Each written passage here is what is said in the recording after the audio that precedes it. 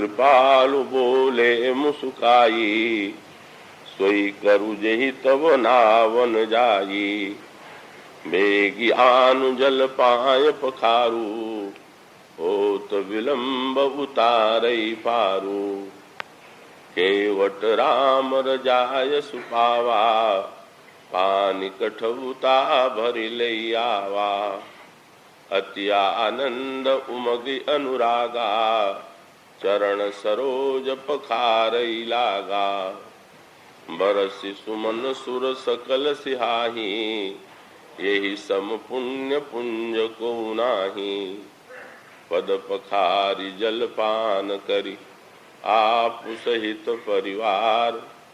पितर पार करी प्रभु ही पुनि, मुदित गयो लय पार।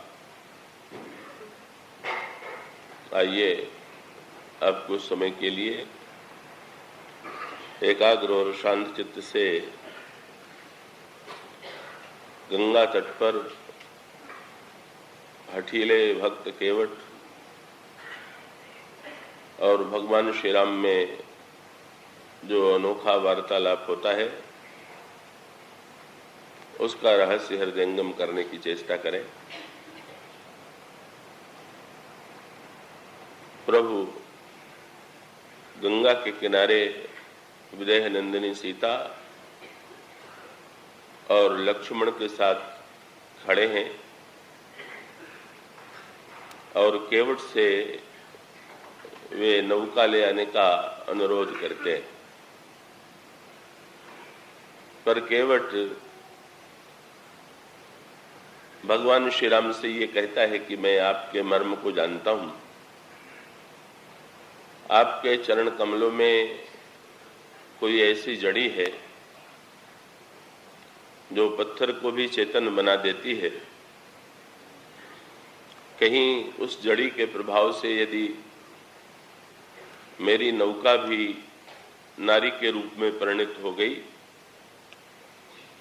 तो फिर मेरी रोटी रोजी का जो साधन है वो समाप्त हो जाएगा। इसलिए यदि आप पार जाना चाहते हैं तो आप मुझसे ये कहिए कि मेरा चरण धो लो। आपका चरण प्रक्षालन करने के बाद मैं आपको नौका पर बैठा करके पार उतार दूंगा और उसके पश्चात आपसे कोई उतराई नहीं लूंगा। चाहे लक्ष्मण जी भले ही मुझे तीर मार दें, लेकिन मैंने जो निश्चय किया है मैं उस पर अडिग रहूंगा।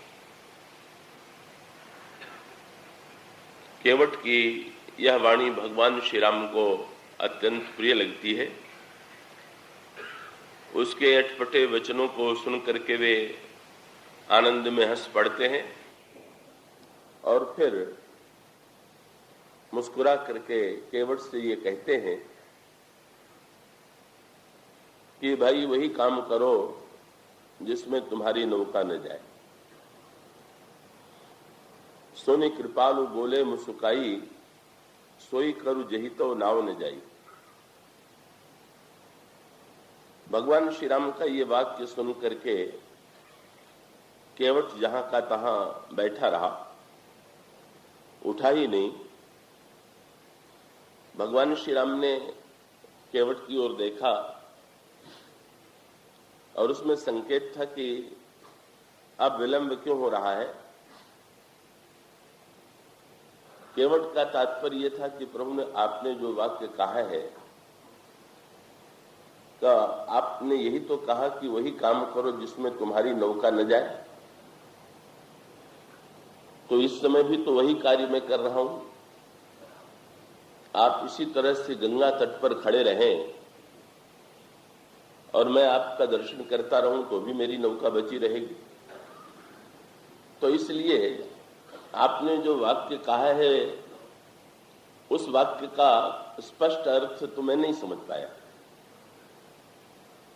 और तब भगवान श्री राम केवट से ये कहते हैं स्पष्ट शब्दों में, खुले शब्दों में।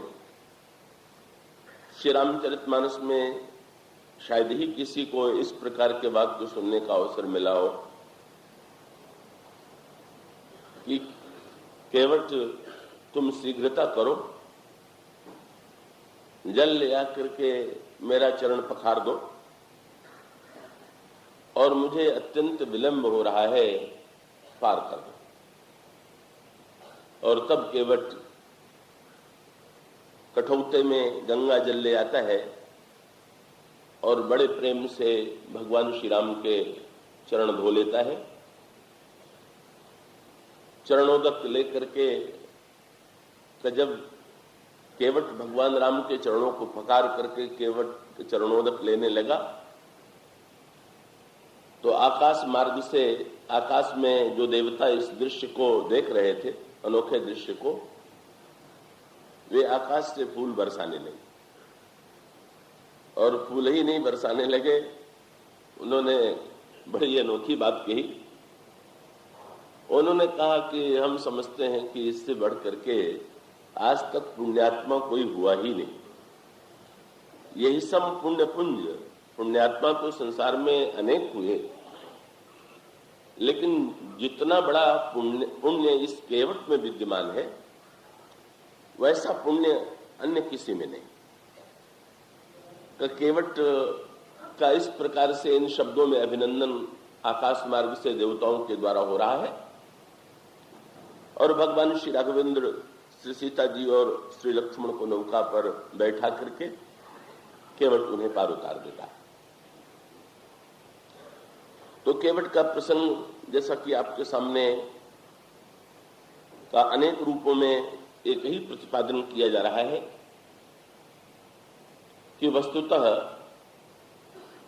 भगवान की कृपा की अपेक्षा तो प्रत्येक व्यक्ति को है, चाहे वो ज्ञानी हो, चाहे वो भक्त हो और चाहे कर्मयोगी हो। पर केवट के प्रसंग में गोस्वामी जी ने जितनी बार कृपा शब्द को दोहराया है का वो अन्यत्र कहीं इतनी बार कृपा शब्द की आवृत्ति नहीं की गई। तो कृपा चाहिए, पर प्रत्येक व्यक्ति के कृपा की एक सीमा है। केवट का प्रसंग जो है किसी को भगवान की कृपा प्रारंभ में चाहिए, किसी को मध्य में चाहिए, किसी को अंत में चाहिए। पर केवट प्रसंग में यदि आप ध्यान से पढ़ें तो यहां पर प्रारंभ करते हैं गोस्वामी जी, सुन कृपालु बोले मुस्काई। पहली बार प्रारंभ में जब केवट को आदेश देते हैं तब कृपालु शब्द का प्रयोग किया गया और उसके पश्चात फिर गोस्वामी जी बीच में ये कहते हैं, स्मरण करते हैं कि ये ईश्वर कौन है। गोस्वामी जी कहते हैं कि ये वही ईश्वर है कि जासु नाम सुमिरत एक बारा, उतरहि नर भव सिंधु अपारा। इस अगाध जो संसार समुद्र है उसको पार करने के लिए प्रभु के नाम का आश्रय लेकर के जो साधक हैं वो पार कर लेते हैं।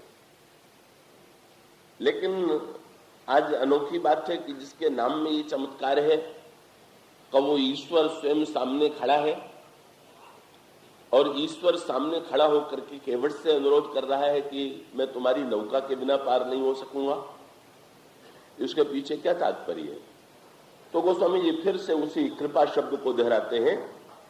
गोस्वामी जी ने कहा, जासु नाम सुमेरत एक बारा, उतरहि नर भव सिंधु अपारा। सोई कृपालु केवट ही निहोरा, जेहि किए जग तिहु पगहु ते थोरा।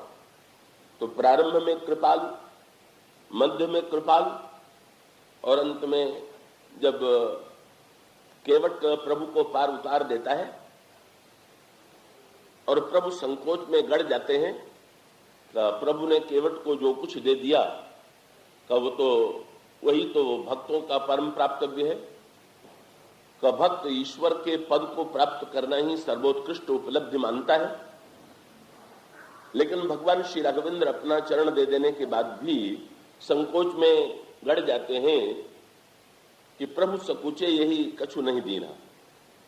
और तब पिए ही की से जाननी हारी, मनि मुदरी मन मुदित उतारी, और जब भगवान श्री राम केवट को मुंदरी देने लगे तो गोस्वामी जी ने फिर से उसी शब्द की आवृत्ति की। गोस्वामी जी कहते हैं कहे कृपालु लेहु उतराई। जो कृपालु भगवान राम हैं उन्होंने केवट से उतराई लेने के लिए कहा। तो इसका अभिप्राय यह है कि केवट का जीवन जो है कब वो ईश्वर की जो अहेतु की कृपा है, क्योंकि जहां पर कोई साधना होती है वहां पर ईश्वर की कृपा को हम अहेतु की नहीं कह सकते। गोस्वामी जी इसका बड़ा रामचरितमानस में मनोवैज्ञानिक उल्लेख करते हैं। महर्षि विश्वामित्र जब अयोध्या से भगवान राम को लेकर के चले, वे सोचने लगे कि भगवान राम मेरे साथ क्यों जा रहे हैं, और तब उन्होंने भगवान राम की प्राप्ति का जो कारण ढूंढा। क्या वो कारण सचमुच ये कहा जा सकता है कि ठीक ठीक वही कारण था? ऐसा नहीं, लेकिन विश्वामित्र के मन में जिस वस्तु के प्रति महत्व बुद्धि है ऐसा होता है। जब आप भगवान की प्रसन्नता का अनुभव करते हैं तो प्रसन्नता के पहले आपके मन में जिस वस्तु के प्रति महत्व बुद्धि होती है उस वस्तु को अर्पित करने के बाद या उस साधना के बाद आपके अंतःकरण में ये संतोष होता है कि मेरी इस क्रिया के द्वारा, मेरी इस साधना के द्वारा ईश्वर प्रसन्न हुआ होगा। तो इसलिए विश्वामित्र के मन में एक ही बात आई, क्या वहां पर गोस्वामी जी कहते हैं विश्वामित्र जी सोचते जा रहे हैं, प्रभु ब्रह्मण्य देव मैं जाना, मोहिनी तो पिता तजो भगवाना। अच्छा मैं समझ गया, भगवान ब्राह्मणों को पूज्य दृष्टि से देखते हैं और मैं ब्राह्मण हूं, इसीलिए प्रभु मेरे साथ जा रहे हैं। तो अब केवट के साथ क्यों जा रहे हैं? वो तो ब्राह्मण नहीं है। पर इसका अभिप्राय यह है कि विश्वामित्र ने अपने जीवन में सबसे अधिक महत्व ब्राह्मणत्व को दिया, और ब्राह्मणत्व को प्राप्त करने के लिए उन्होंने कठिन से कठिन तपस्या की, कठिन से कठिन साधना की, और कठिन तपस्या और साधना से जब उन्हें ब्राह्मणत्व प्राप्त हुआ तो ईश्वर की प्राप्ति को भी उन्होंने अपने ब्राह्मणत्व से जोड़ा। ये सहज सी बात। तो इसका अभिप्राय यह है कि जहां पर व्यक्ति में विशेषता होती है का वो अपनी विशेषता को भूल पाना, अपनी साधना को भूल पाना बड़ा कठिन होता है। इसीलिए ऋषि मुनियों के संदर्भ में ये बात बार बार दिखाई देती। वो समझी ने तो विनय पत्रिका में कहा कि वैसे जब मुनियों से भगवान राम का मिलन होता है तो भगवान राम का उनका अत्यंत सम्मान करते हैं, लेकिन भगवान राम को सबसे बड़ी प्रसन्नता कब होती है? तो उन्होंने कहा सहज स्वरूप कथा मुनि वर्णत रहत सकुच सिरनाई। का मुनियों के द्वारा जब भगवान के विषय में स्तुति पर कोई बात कहा जाता है तो भगवान मुस्कुरा करके संकोच से सिर नीचा कर लेते, सिर झुका लेते। लेकिन सबसे अधिक प्रसन्नता कब होती है? कि केवट मीत कहे सुख मानत बानर बंधु बढ़ाई। जब केवट भगवान को मित्र कह करके पुकारता है तो भगवान राम को सबसे अधिक संतोष होता है। तो विश्वामित्र के संदर्भ में कब वो बात जुड़ गई ब्राह्मणत्व से? अच्छा, ब्रह्मा है का रावण के वध के लिए भगवान से प्रार्थना कर रहे हैं, तो उनके अंतःकरण में संस्कार के अनुकूल वे भी जो प्रार्थना करते हैं वो अपने संस्कार के अनुकूल करते हैं। इसलिए जब ब्रह्मा की प्रार्थना का आप पहला शब्द पढ़ेंगे तो पहला शब्द ब्रह्मा के द्वारा क्या कहा गया? जय जय सुर नायक, हे देवताओं के नायक आपकी जय हो। और इतना ही नहीं कि देवताओं के नायक आपकी जय हो, क्या ये शब्द भगवान की प्रशंसा के लिए उपयुक्त है क्या? जो अनंत ब्रह्मांड का नायक है तो ब्रह्मा को तो कहना चाहिए कि आप समस्त ब्रह्मांड के नायक हैं। उसके स्थान पर ब्रह्मा में भगवान को एक जाति का नायक बना दिया कि आप तो देवताओं के नायक। तो उस बना देने का तात्पर्य और इतना ही नहीं, जैसे किसी से आपको काम लेना होता है तो लोग जाकर के ये कहते हैं कि अगर वो सीधे न पहचानता हो और दूर से भी कोई नाता जुड़ सके तो बता देते हैं कि हम आपके संबंधी, आपके नातेदार भी। तो ब्रह्मा ने भी ये कहा कि आप केवल देवताओं के नायक ही नहीं है, आपका विवाह भी तो हम ही लोगों के बीच में हुआ है, आप हमारे संबंधी भी हो। वहां इसलिए शब्द आता है, जय जय सुरनायक जन सुखदायक प्रणत पाल भगवंता गो द्विज हितकारी जय असुरारी सिंधु सुता प्रियकंता। लक्ष्मी जी से आपका विवाह हुआ है, लक्ष्मी जी का जन्म समुद्र से हुआ है। तो वे जब कहते हैं कि आप असुरों के शत्रु हैं, वे जब ये कहते हैं कि आप ब्राह्मण और गाय के हितकारी हैं, तो इसको समग्र सत्य मानने की आवश्यकता नहीं। ये भी ब्रह्मा के अपनी आवश्यकता और संस्कार के अनुकूल है। जब वे देवताओं का नायक भगवान को बनाना चाहते हैं, और इतना ही नहीं, जब ये कहते हैं कि आप तो असुरों के शत्रु हैं, तो क्या भगवान किसी के शत्रु भी हैं? क्या भगवान रावण के विरोधी हैं? क्या रावण का अहित चाहते हैं भगवान? अंगद को तो जब भगवान भेजने लगते हैं तो अंगद से ये कहते हैं कि अंगद, तुम रावण से वार्तालाप करते समय इतना ही ध्यान रखना कि काज हमारा तासु हित हो, रावण का भी हित हो।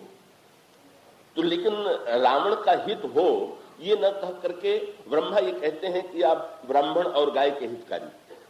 ये ब्रह्मा की अपनी प्रार्थना है, अपनी शैली है, और उसका तात्पर्य यह है कि जब वे रावण का वध करने का अनुरोध करते हैं, तब वे अपने ही अंतःकरण का संस्कार भगवान पर आरोपित करते हैं और ये बताना चाहते हैं कि हम यदि देवता हैं तो देवताओं के नायक के रूप में आप मेरी सहायता करें। तो एक ने ब्राह्मणत्व से जोड़ दिया, का एक ने देवत्व से जोड़ दिया। का मुनियों के संदर्भ में आता है, जब भगवान श्री राम सरभंग ऋषि के आश्रम में गए तो सरभंग के आश्रम में भी उसी संस्कार का दर्शन होता है। का मान लीजिए आपसे कोई मिलने के लिए आवे और आप आते ही कहने लगे कि मैं तो कई घंटे से आपका मार्ग देख रहा था, तो सामने वाले को संकोच होना स्वाभाविक है कि भाई ये तो आपका बड़ा स्नेह है कि आप इतने देर तक मेरा मार्ग देखते रहे। तो सरभंग जी से ये कहे बिना नहीं रहा गया कि चितवत पंथ रहे दिन राती। महाराज, मैं तो रात्रि को भी सोता नहीं था, मैं तो दिन में भी साधन करता हुआ और रात्रि में भी जागता हुआ आपका मार्ग देखता ही रहता था। और अब प्रभु देख ही जुड़ानी छाती अब आपको देख करके मेरा हृदय जो था वो शीतल हो गया।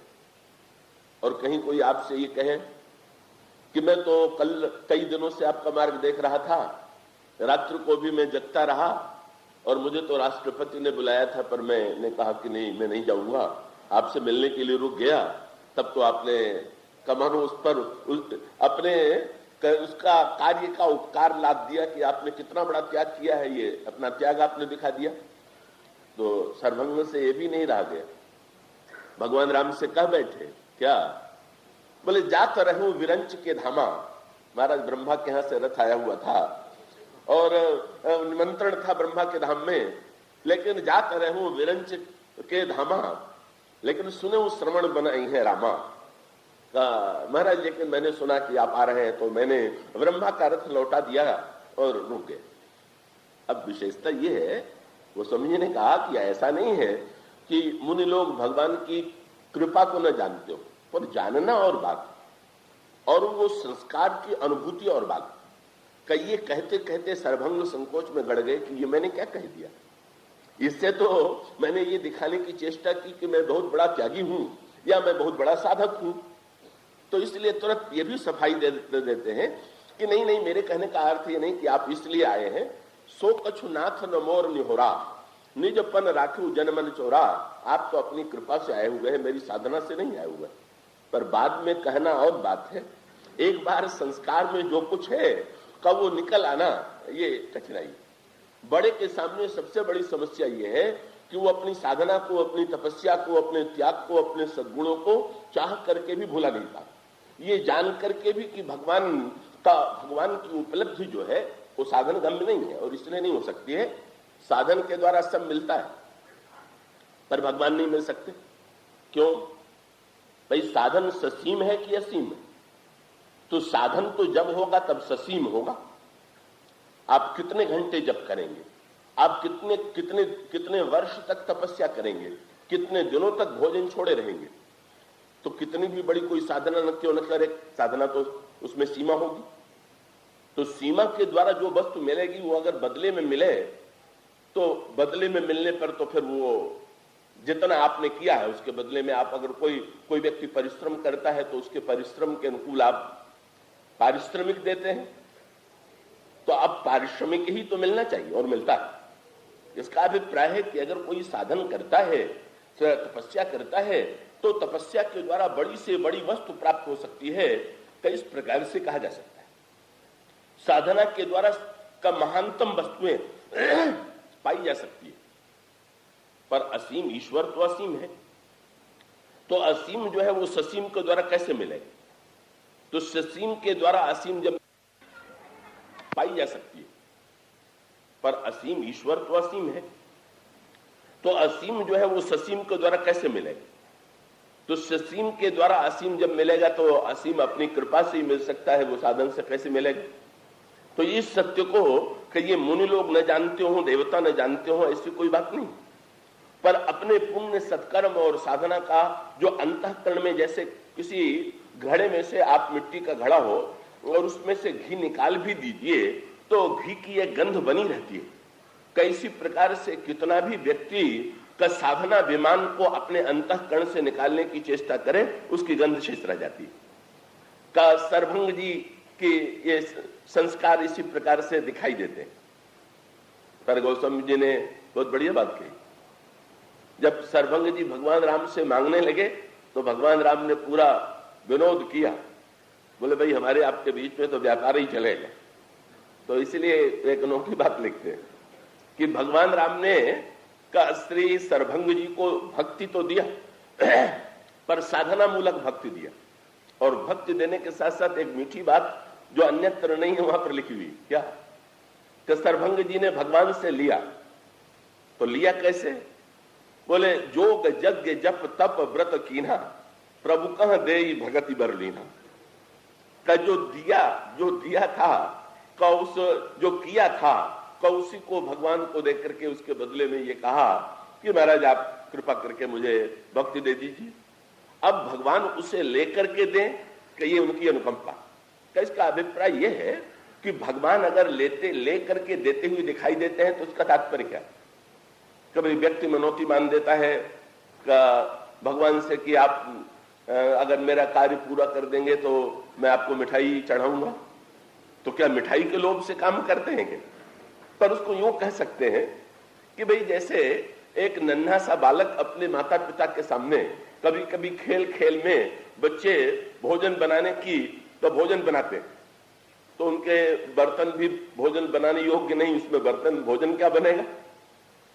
पर वो एक कल्पना में भोजन बनाते हैं और कल्पना में भोजन बना करके अगर वो अपने पिता के सामने का झूठी तस्करी दे दे और ये कह दे कि ये बड़ा मीठा हलवा है खाइए, तो उदार पिता उसको फटकारेगा थोड़ी कि तू बड़ा झूठा है, क्या केवल शाब्दिक हलवा मुझे खिलाना चाहता है और तू मुझे क्या खिलावेगा, मैं तुझे खिलाता हूं।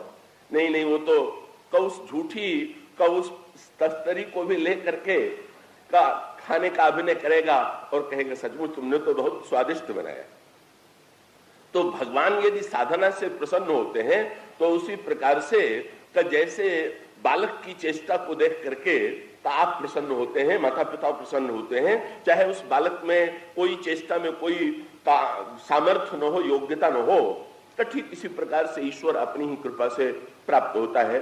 पर इन महापुरुषों के जीवन में यह क्रम दिखाई देता है। अब इसीलिए रामायण में एक पक्ष कौन सा है? अब गोस्वामी जी ने एक बड़ा सुंदर संकेत किया कि रामायण में एक पक्ष तो साधकों का पक्ष है, तपस्वियों का पक्ष है, जिन्होंने साधना और तपस्या के द्वारा कांतुगत्वा बड़ी से बड़ी सफलता प्राप्त की और अंत में उस साधना को भगवान के प्रति समर्पित किया और साधना को भगवान के प्रति समर्पित करके अपने जीवन में अंत में भगवान की मंगलमयी भक्ति की याचना कर दी। और दूसरा पक्ष उन लोगों का है वो जैसे ये जो केवट प्रसंग है, अब केवट को सबसे बड़ा लाभ जो मिला हुआ है वो क्या मिला हुआ है कि केवट ने यदि कुछ भी किया होता, जातिगत श्रेष्ठता होती, धर्मगत श्रेष्ठता होती, आचरणगत श्रेष्ठता होती, जपगत श्रेष्ठता होती, तो केवट के मन में ये बात आ सकती थी कि मैंने ये किया इसलिए प्रभु आए, पर कुछ नहीं किया है और प्रभु आ गए। तो केवट के अंतःकरण में इसमें प्रभु की अकारण कृपा को छोड़ करके अपने कर्तृत्व, जिसको कर्तृत्व शून्यता कहते हैं, कब वो कर्तृत्व शून्यता की पराकाष्ठा, जहां कर्तृत्व है ही नहीं वहां कर्तृत्व के परित्याग का प्रश्न ही नहीं। जिनमें कर्तृत्व हो वो कर्तृत्व का परित्याग करें। और इसीलिए रामायण की एक परंपरा कौन सी है कि जैसे आप एक सांकेतिक रूप में पाएंगे, भगवान राम ने दशरथ को पिता के रूप में स्वीकार किया, कौशल्या जी को मां के रूप में स्वीकार किया, तो ये साधन की पराकाष्ठा है। वहां पर भी यद्यपि संकेत यही है कि ये भी प्रभु की करुणा कृपा ही है। मनु और शत्रुपा के रूप में दशरथ और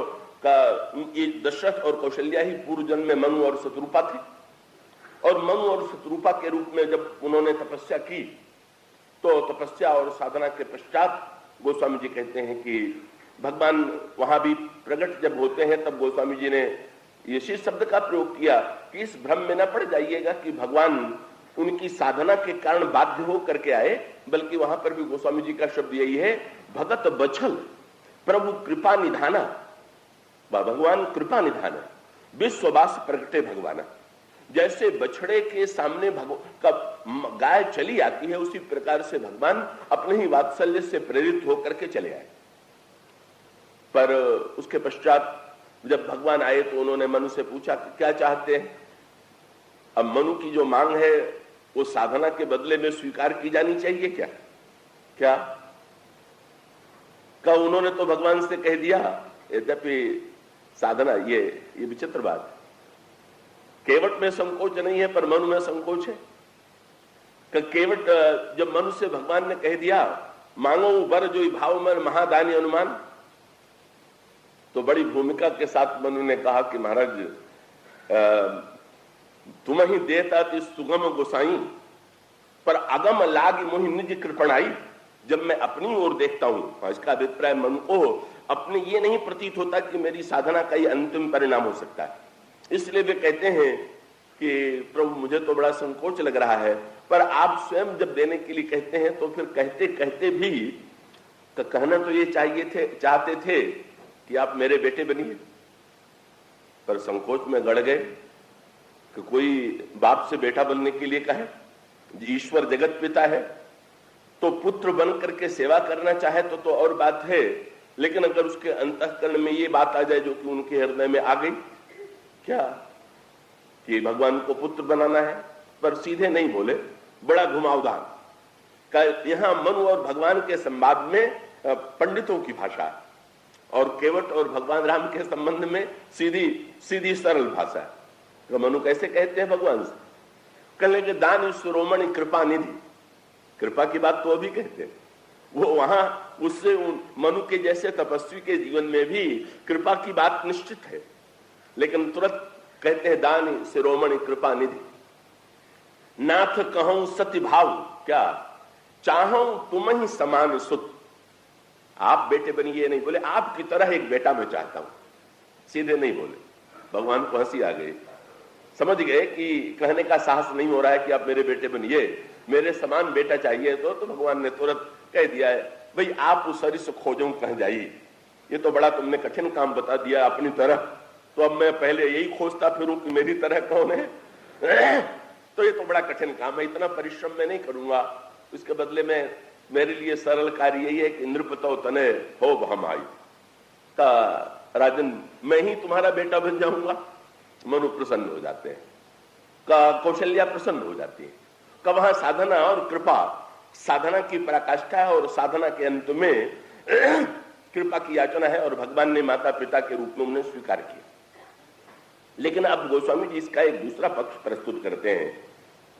भगवान राम दंडकारण्य में जाते हैं और दंडकारण्य में भी भगवान के एक माता और पिता, ये तो ये जो माता और पिता है दोनों, कि ये माता पिता तपस्या और साधना की पराकाष्ठा है, तप की पराकाष्ठा है। पर आरण्य कांड में भगवान ने पिता का पद किसको दिया? तो पिता का पद गोस्वामी जी ने कहा, गीध को भगवान ने पिता का सम्मान दिया।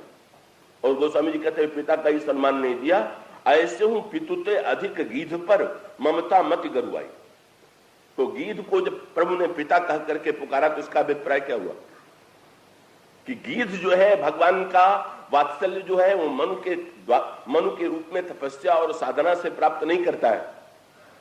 फलाहार और जल छोड़ करके गीध का भोजन क्या है? बोले गीध अधम खग आमिष भोजी। का गीध तो का मांस का भक्षण करने वाला और पक्षियों में भी अधम पक्षी माने जाने वाला। पर गोस्वामी जी आश्चर्य से कहते हैं, गीध अधम खग आमिष भोजी गति दीन्ही जो जाचत जोगी। का जो योगी भी जिस गति की याचना करते हैं उस गति को भगवान श्री राघवेंद्र ने का गीध को सम्मान दिया और गीध को पिता के रूप में महाराज श्री दशरथ को का अंतिम क्षण में का श्री राम के दर्शन का सौभाग्य नहीं मिला। पर गीध को प्रभु ने पिता का ऐसा सम्मान दिया कि अंतिम क्षण में गीध को गोद में लेकर के गीध को दर्शन देते हुए भगवान श्री राघवेंद्र गीध पर जो कृपा बरसा रहे हैं। इसका अभिप्राय यह है कि दूसरा पक्ष यह भी है कि भाई का दशरथ मनु ने चाहा ये बेटे बने तो वो तपस्या के मार्ग से चले, और भगवान के मन में आया कि मैं गीध को पिता बनाऊं, तो ये उनकी अपनी इच्छा थी। और अपनी इच्छा थी तो ऐसी स्थिति में कि गीध में चाहे जो कुछ भी न हो पर भगवान उनको पिता के रूप में देखते हैं। और इसी प्रकार से आरण्य कांड में दंडकारण्य में का भगवान राम माता के रूप में जिससे कह करके पुकारते हैं वो कौन है? शबरी है। तो अब शबरी के जीवन में तो बस अंतर यही है, शबरी के यहां जब भगवान श्री राम आ गए, शबरी ने भगवान राम को देखा तो क्या सर्वभंग जी की तरह उनके मन में ये बात आई कि मैंने बड़ी तपस्या और साधना की है इसलिए भगवान आए हुए हैं? वो समझने का बिल्कुल नहीं। कभी तो जब शबरी को भगवान राम मातृत्व का माता का पद देते हैं, गोस्वामी जी कहते हैं गीतावली रामायण में, तेहि मातु जो आदरी सानुज राम भूखे भाई। प्रभु ने का मां के समान सम्मान दिया।